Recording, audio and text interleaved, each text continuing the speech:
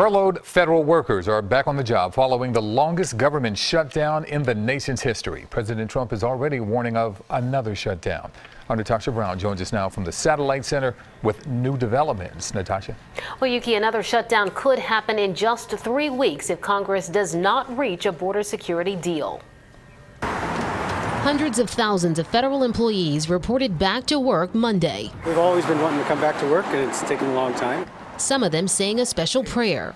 That the government stay open after the 15th. Last week, President Trump signed a bill to fund the government until February 15th, while talks continue on his border wall. The table has been perfectly set by the president in order for a good deal to come together where everybody gets a little bit of something they're looking for. A bipartisan group of 17 lawmakers from the House and Senate is set to meet Wednesday to begin discussions. President Trump has put the odds of a border deal at less than 50-50 and says another shutdown is certainly an option. The White House says Mr. Trump could even declare a national emergency if Democrats don't budge. If they don't come back with a deal, that means Democrats get virtually nothing. That will make the president and force him to have to take executive action that does not give Democrats the things that they want. In a statement Monday, House Speaker Nancy Pelosi urged the president to sign any legislation congressional leaders come up with in 3 weeks to avert another shutdown. The last one lasted 35 days and cost the U.S. economy an estimated $6 billion.